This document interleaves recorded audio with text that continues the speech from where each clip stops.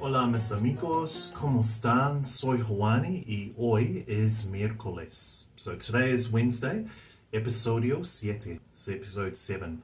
Alright, we're going to continue working our way through the most commonly used verbs and words in Spanish. And today we're going to go through the verb estar. So the verb estar, which means to be in English. Now you'll notice previously we went through the verb ser, which also means to be. But the critical difference is when we're using estar, you'd always use estar with things that are temporary. So things that are temporary.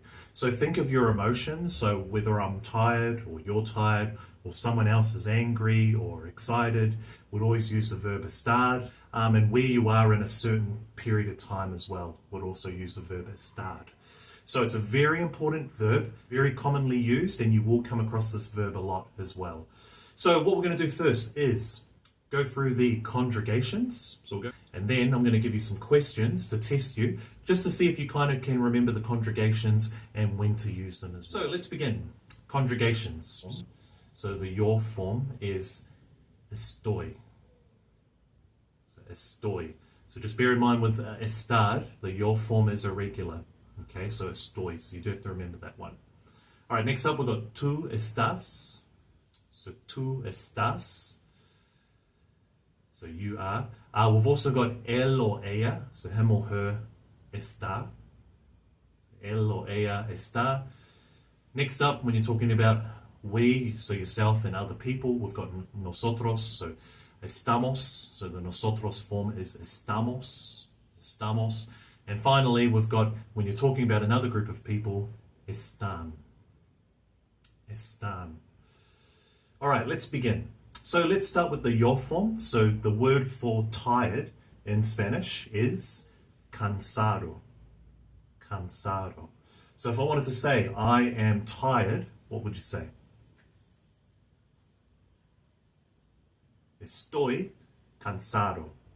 So estoy cansado.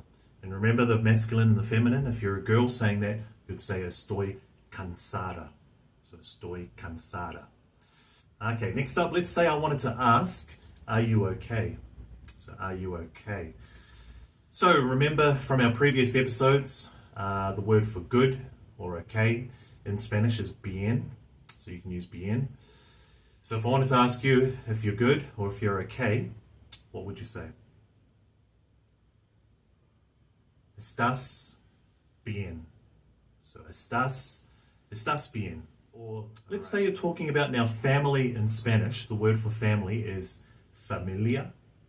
So familia. And it is singular as well when you're talking about family in Spanish. So let's say I wanted to ask you, how is your family? How would I say that in Spanish?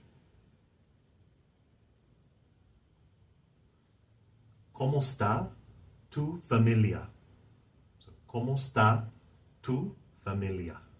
So how is, all right, cool.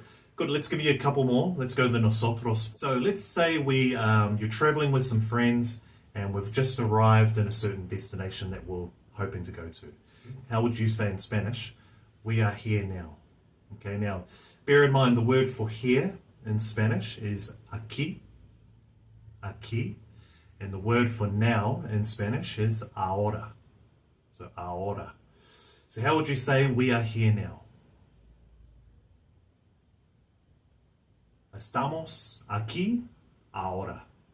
So estamos aquí ahora. All right, cool. All right, let's go one more.